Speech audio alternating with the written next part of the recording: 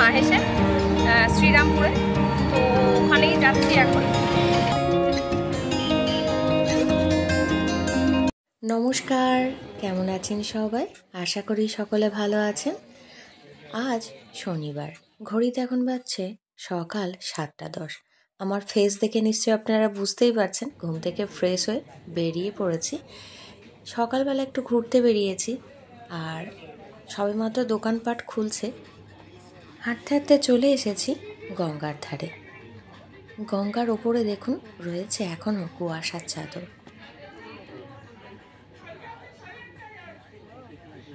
মা গঙ্গাকে মাথায় একটু ছুঁয়ে নেওয়ার জন্য নেমে পড়লাম।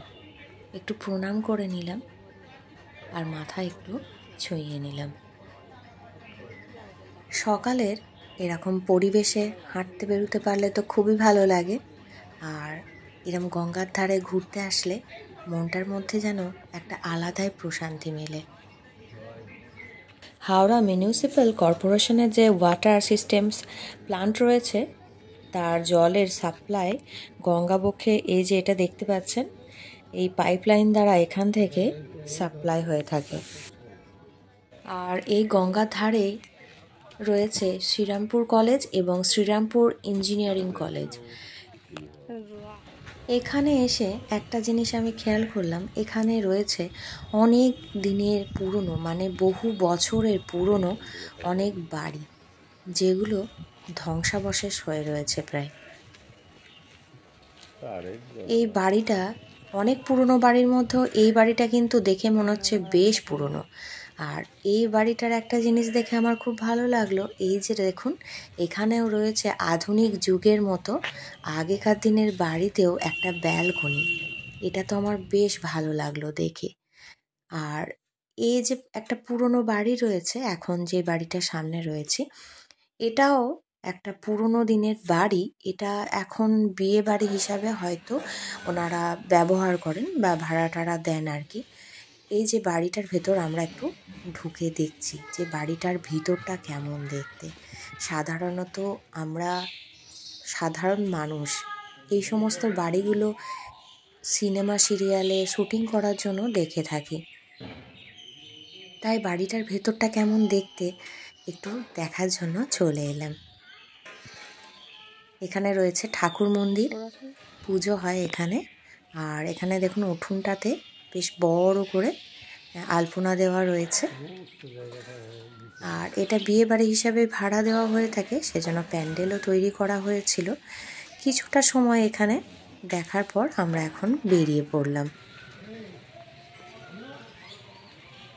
আর এখানে প্রায় অনেকই এরকম পুরনো বাড়ি রয়েছে, তবে এই বাড়িগুলোর ইতিহাস জানার আমার একটু ইচ্ছা ছিল, কিন্তু সবাই তো আর সব কিছু জানে না, বা ইচ্ছা থাকলেও সব সময় তো জানার সুযোগ সুবিধাও হয় না।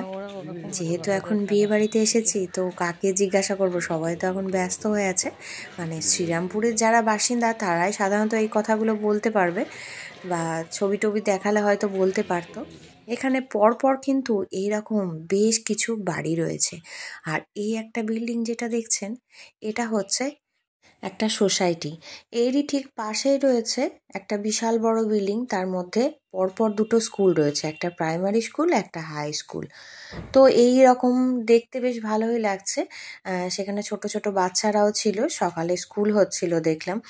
আর ওখান থেকে ঘুরে আসার পর এখন টিফিন করে নিচ্ছি। টিফিনে আজকে রয়েছে মুড়ির সঙ্গে রয়েছে তরকারি, বোঁদে, আর রয়েছে বেগুনি। এই দিয়ে সকালে জলখাবার কমপ্লিট করে নিলাম। তারপর এখন যে ফ্ল্যাটটাতে আমরা রয়েছি ওখানে চলে এলাম। অনেকেরই স্নান হয়ে গেছে মানে অনেকেই গঙ্গা স্নান করে নিলেন। তো এখন স্নান সেরে নেব।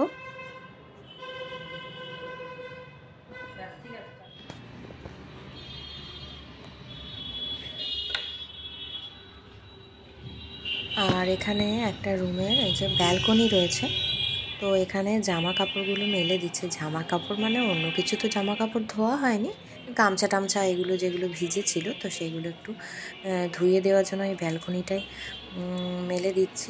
আর এই বিল্ডিংটা যেহেতু মানে এই ফ্ল্যাটটা যেহেতু একদম জিটি রোডের ধারে, তো সারাক্ষণ গাড়ির আওয়াজ চলতেই থাকে। তারপর হঠাৎ করেই ঠিক হলো এখানে তো মাহেশের মন্দির রয়েছে, মানে জগন্নাথ দেবের তো মন্দির রয়েছে। তো ওটাই মন্দিরটা নাকি 12টা নাগাদ বন্ধ হয়ে যায়। ঘড়িতে এখন বেজে গেছে 11:30। তো তাড়াতাড়ি ফ্রেশ হয়ে রেডি হয়ে গেলাম। তো এখন রওনা দিয়ে দিয়েছি একটা টোটো করে। আগে হয়তো অনেকেই জানতো না বা আমিও জানতাম না, কিন্তু এখন যেহেতু সোশ্যাল মিডিয়ার দুনিয়াতে আমরা সকলেই প্রায় জেনে গেছি। আর আমাদের বেশ কিছুজন সদস্য আগে চলে গেছে। শ্রীরামপুরের মাহেশের যে রথ আপনারা জানেন, তো সেই মাহেশের মন্দিরেই যাচ্ছি। মাহেশের রথযাত্রা সম্পর্কে একটু আপনাদের সঙ্গে শেয়ার করি, মানে আমি অল্প যেটুকুনি জানি সেইটুকুনি আর কি। ভারতের দ্বিতীয় প্রাচীনতম এবং বাংলার প্রাচীনতম রথযাত্রা উৎসব। এই উৎসব 1396 খ্রিস্টাব্দ থেকে পশ্চিমবঙ্গের শ্রীরামপুর শহরের মাহেশে অনুষ্ঠিত হয়ে আসছে। রথযাত্রার সময় মাহেশের ময়দানে 1 মাস ধরে চলে মেলা। শ্রীরামপুর মাহেশ জগন্নাথ দেবের মূল মন্দির থেকে মাহেশ গুচণ্ডিকা মন্দির মানে মাসির বাড়ি অবধি জগন্নাথ দেব, বলরাম, সুভদ্রার 50 ফুট উচ্চতা সম্পন্ন রথটি টেনে নিয়ে যাওয়া হয়। উল্টো রথের দিন আবার রথটিকে জগন্নাথ দেবের মন্দিরে ফিরিয়ে আনা হয়। এখন যেটা আপনারা স্ক্রিনে দেখতে পাচ্ছেন এটাই হচ্ছে সেই রথ। বর্তমান রথটি প্রায় 129 বছরের পুরনো। সে যুগে 20,000 টাকা ব্যয় করে শ্যামবাজারের বসু পরিবারের সদস্য কৃষ্ণচন্দ্র বসু রথটি তৈরি করিয়ে দিয়েছিলেন। রথটিতে মোট 12টি লোহার চাকা, 2টি তামার ঘোড়া রয়েছে। কথা বলতে বলতে পৌঁছে গেছি মন্দির প্রাঙ্গণে। মন্দিরের মধ্যে প্রবেশ করছি, আর এখানকার পরিবেশ কিন্তু খুবই শান্ত।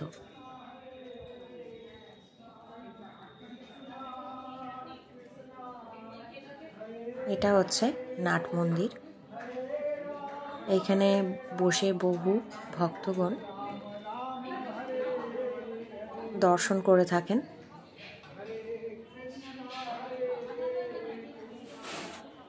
আর আমাদের আত্মীয় স্বজন যারা এসেছেন এই যে সবাই এখানে দাঁড়িয়ে রয়েছে মন্দিরের সামনে। মন্দির প্রাঙ্গণটি একটি ভালো করে ঘুরে দেখে নিচ্ছি।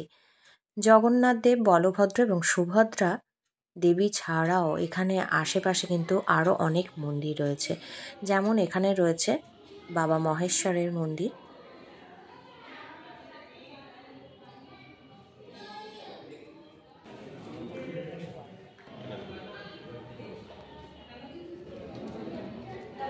চৈতন্যদেবের মন্দির রয়েছে। আর বেলা বাড়ার সঙ্গে সঙ্গে কিন্তু এখানে ভোগও নিবেদন করা হয়। একে একে সমস্ত মন্দির আমরা দর্শন করে নিলাম। আশেপাশে আরও অনেক মন্দির রয়েছে। এখন আমরা চলেছি মূল মন্দিরের উদ্দেশ্যে। এটাই হচ্ছে মূল মন্দির। মাহেশের জগন্নাথ মন্দির ও রথযাত্রা উৎসবের পিছনে একটি কিংবদন্তি রয়েছে। সেটি হলো 14 শতকের ধ্রুবানন্দ ব্রহ্মচারী নামে এক বাঙালি সাধু পুরীতে তীর্থ করতে গিয়েছিলেন। তার ইচ্ছা হয়েছিল যে তিনি জগন্নাথ দেবকে নিজের হাতে ভোগ রেঁধে খাওয়াবেন, কিন্তু পুরীর মন্দিরের পাণ্ডারা বাদ সাধায় তিনি তা করতে পারলেন না। তখন দুঃখিত হয়ে তিনি আমরণ অনশনে বসলেন। 3 দিন পরে জগন্নাথ দেব তাঁকে দেখা দিয়ে বললেন, ধ্রুবানন্দ, বঙ্গদেশে ফিরে যাও। সেখানে ভাগীরথী নদীর তীরে মাহেশ নামেতে এক গ্রাম আছে, সেখানে যাও। আমি সেখানে একটি বিরাট দারুব্রহ্ম অর্থাৎ নিম গাছের কাণ্ড পাঠিয়ে দেব। সেই কাঠে বলরাম, সুভদ্রা আর আমার মূর্তি করে পুজো করো। আমি তোমার হাতে ভোগ গ্রহণ করার জন্য উদগ্রীব। এই স্বপ্ন আদেশ পেয়ে ব্রহ্মানন্দ মাহেশে এসে সাধনা শুরু করলেন। তারপর এক বর্ষার দিনে মাহেশ ঘাটে একটি নিমকাঠ ভেসে আসতে দেখল। সেই নিমকাঠ তুলে তিনি 3 দেবতার মূর্তি বানিয়ে মন্দির প্রতিষ্ঠা করলেন। কথিত আছে সন্ন্যাস গ্রহণের পর শ্রী চৈতন্যদেব পুরীর উদ্দেশ্যে রওনা হন। পথে তিনি মাহেশে পৌঁছেছিলেন। ধ্রুবানন্দের মন্দির পরিদর্শন করার পরে তিনি তার জ্ঞান হারিয়ে ফেলেন এবং গভীর সমাধিতে মগ্ন হন। শ্রী চৈতন্যদেব মাহেশকে নবনীলাচল অর্থাৎ নতুন পুরী বলে নামকরণও করেছিলেন। পরে বৃদ্ধ ধ্রুবানন্দ তাকে মন্দিরের দায়িত্ব নেওয়ার জন্য অনুরোধ করেছিলেন। এতে মহাপ্রভু কমলাকার পিপ্লাইকে মন্দিরের ভার দেন। তিনি জমিদারের পুত্র ছিলেন। পরে মহাপ্রভুর প্রিয় শিষ্য হয়ে ওঠেন। এই জগন্নাথ মন্দিরের ভার গ্রহণ করার পর তিনিই প্রথম এই বিখ্যাত রথ উৎসব 620 বছর আগে শুরু করেন। ঠাকুর দর্শন করে পরিক্রমা করলাম। আর এখানে পাশেই রয়েছে কিন্তু রন্ধনশালা।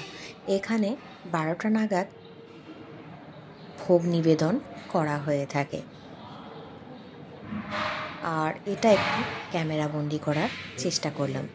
এই নাট মন্দিরে বেশ কিছুটা সময় অতিবাহিত করার পর আমরা এখন বেরিয়ে পড়লাম। মাহেশে জগন্নাথ দেবের মন্দির দর্শন করলাম আর আপনাদের সঙ্গে শেয়ার করলাম। কেমন লাগলো কমেন্ট করে জানাবেন। দেখা হবে পরবর্তী ভিডিওয়ে। জয় জগন্নাথ।